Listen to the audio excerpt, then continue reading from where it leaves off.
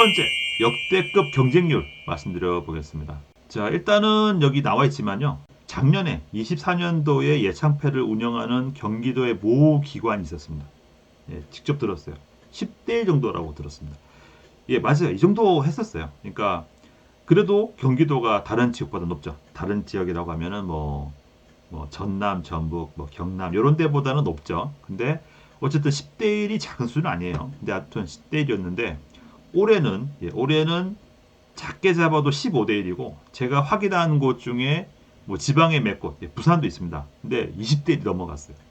실제로. 그래가지고 제 생각에는 거의 20대 그 이상으로 가지 않았을까라는 생각이 듭니다. 그만큼 많이 높아진 거죠. 자, 그리고 올해 떨어진 분들께 제가 좀 위로를 드리자면은 예, 이렇게 그 어느 때보다 좀 상당히 빡센 경쟁률이었다는 거죠. 그러니까 평소 때보다 어쩌면 이러한 부분이 여러분이 좀 탈락하게 된 원인도 될 수 있다. 그렇게 말씀을 드립니다.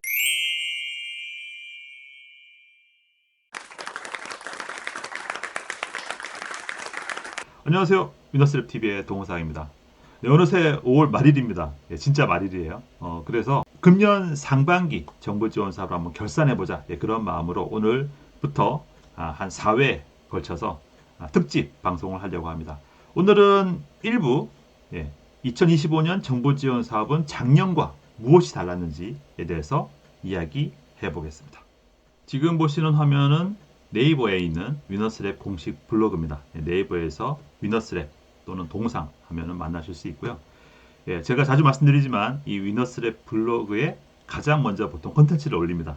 여기 올리고 그 다음에 이제 반응이 괜찮으면 또 유튜브도 찍고 하는데요. 일단 여기 자주 들어오시면 되겠고요. 오늘 제가 말씀드리는 이 모든 내용은 여기 블로그에서 보실 수 있습니다. 두 번째로는 고경력자, 교수급 창업자가 증가했습니다. 자, 가장 큰 이유는 뭘까요? 최근 몇 년간 R&D 예산이 많이 줄었습니다. 많이 줄어가지고 그 여파가 어떻게 미칠까요? 대학교에 있는 또는 연구소에 있는 그 고급 인력들이 많이 나온 거예요. 이제 다들 뭔가 일을 해야 되지 않습니까? 그래서 아마도 올해 창업 시장에 뛰어든 것이 아닌가 생각이 됩니다. 실제 제가 작년에 코칭을 제가 많이 하는데 뭐 기관에서 이제 IR 컨설팅을 하는데 그때 만났던 뭐 대표님이 아이템이 상당히 좀 테크한 기술이었는데 아니나 다를까 이런 연구원이셨고 한편 제가 느낄 때는 그분은 사실은 창업 쪽을 딱히 원하는 거 아닌 것 같았어요. 그런 느낌을 받았어요. 근데 뭐 할 수 없죠. 왜냐하면 자기가 하던 그 연구소가 이제 과제가 없었기 때문에 그래서 이런 분들이 많아졌을 거라는 얘기죠. 그래서 이런 분들이 올해 많이 도전하셨기 때문에 어떤 일이 생기겠습니까? 자, 이런 분들 어떻습니까? 문서를 잘 쓰시겠죠? 박사급인데 얼마나 논문을 많이 써봤겠어요. 그리고 이분들의 주제는요, 상당히 좀 테크하겠죠. 그리고 깊이가 있을 수 있겠죠. 그래서 한편 생각하면 진짜 이런 분들과 우리 정말 진짜 갓 창업을 한 이런 분들은 정말 심하게 말하면 프로와 아마추어 차이가 아닌가 그 정도 생각이 되거든요. 그래서 한편 그렇기 때문에 여러분들이 떨어졌다라고도 볼 수 있는 겁니다. 그래서 다시 한번 너무 실망하지 마시고 올해 이런 좀 이런 상황이 있었구나 이런 얘기 다른 데서 못 들어보셨죠? 자, 하지만 하나 이제 좋은 소식은 올해 R&D 예산이 많이 늘어날 걸로 예상이 됩니다. 자, 요건 이제 뭐 작년에도 마찬가지였어요. 작년에도 많이 회복이 되고 있었어요. 근데 아마 올해 더 많이 회복이 될 것 같고요. 그러면은 이런 고경력자, 박사급 연구원분들이 다시 그 연구원을 대상으로 한 지원 사업으로 가시겠죠? 그러시면은 이제 이 예창패 쪽으로는 안 오지 않겠나 이런 생각을 해보고 있습니다. 그러니까 실제로 있었어요. 실제로 이런 고급 인력을 위한 그런 뭐 예창패 예를 들면 그런 것들이 있었는데 없어진 거죠. R&D 예산을 줄면서.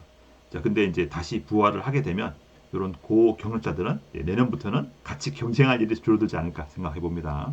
세 번째, 최종 합격할 만한 아이템이 많이 떨어졌습니다. 사실은 위에 두 가지 원인이죠, 그죠?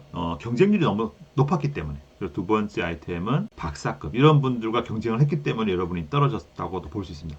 실제로 올해 합격하신 분들, 제가 코칭을 했는데 합격하신 분들 중에는 그런 분들이 계셨어요. 누가 봐도 이건 거의 박사급인 거야. 그래서 아이템도 상당히 깊이가 있고 또 상당히 좀 뭐랄까 어떤 대중적인 유의미한 영향이 큰 그런 것이었어요. 어떤 뭐 헬스케어, 바이오 쪽으로. 근데 혹시 유튜브만 보고 도움이 되었다 이런 분들은 따로 한번 연락 주십시오. 한번 또 제가 상담해 드리겠습니다. 그런데 실제 될 만한 분이 안 되신 분도 많이 계셨어요. 여기서 이제 중요한 건 뭐죠?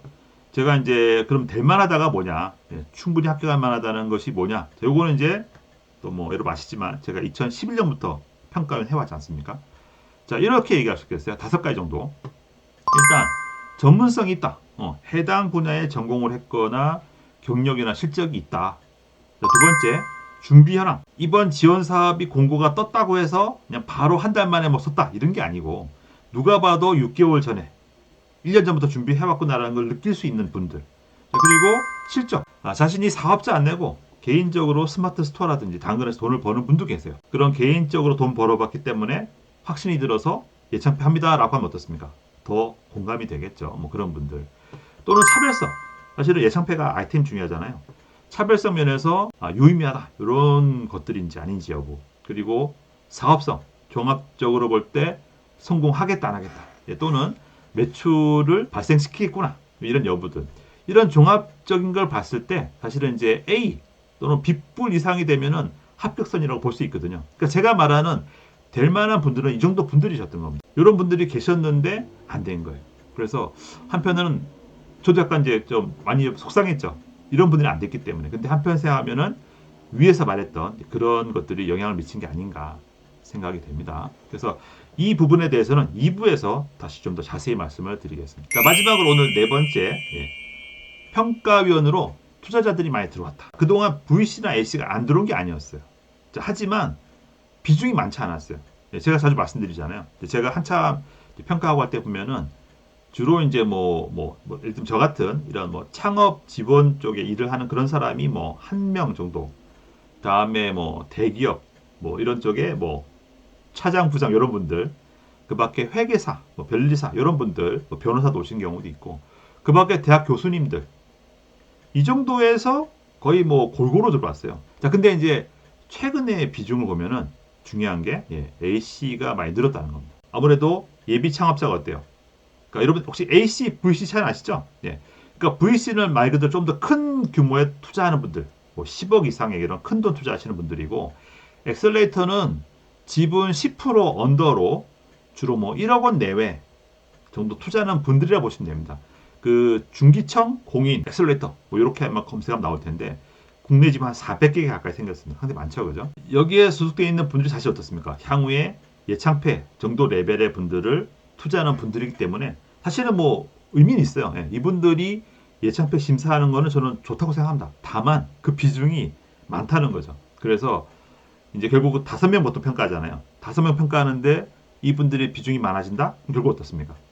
일반적인 정부 지원 사업의 심사 기준 플러스 이분들의 어떤 직업상 투자자의 관점이 영향을 미치는 거 아니겠는가 이렇게 생각할 수 있겠죠.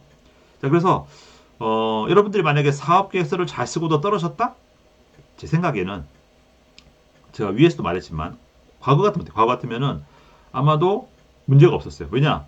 자, 해당 지원 사업에서 결격 사유가 있다 없다? 없다. 어떤 가점이 있다 없다. 뭐 전체 평가를 잘 받았다. 사실은 이러면 합격되는 거죠. 자, 근데 여기 외에 또 실제 물론 이제 평가 요인에 투자 가치도 들어가긴 하는데 아무튼 이런 투자자 관점에서 평가를 하다 보니까 야, 이건 아이템은 좋은데 투자할 만한 건 아닌 것 같다. 이러면 어때요? 점수를 잘 주지 않겠죠. 자, 그러면 앞으로 이런 경우에 우리가 어떻게 대처해야 되겠는가? 자, 여기에 대해서 한번 제가 2부에서 자세히 말씀을 드리겠습니다. 2부 여러분 꼭 보셔야 되겠죠. 어떻게 오늘 영상이 도움 되셨습니까? 불합격하신 분들께 일단 다시 얘기하지만 좀 더 한번 용기를 갖길 바라고요. 오늘 말씀드린 특징을 잘 좀 보완하셔가지고 올해 하반기 또는 내년에 있을 정보 지원 사업에서 좋은 성과를 거두시기를 바라겠습니다. 자, 참고로 위너스랩에서 단톡방을 운영하고 있습니다. 카카오 단톡방이 있는데 무료고요. 그래서 지금 요 댓글에 영상 댓글에 나갈 겁니다. 거기 가입하셔가지고 오시면 매일 만나실 수 있고요. 그리고 제가 수시로 팁을 또 올려드리고 있습니다. 단톡방에서 또 보다 자주 뵐 수 있으니까요. 많이 이용해 주시면 좋겠습니다. 좋아요, 구독 신청 부탁드리고요. 다음에 또 좋은 콘텐츠로 찾아뵙겠습니다. 감사합니다.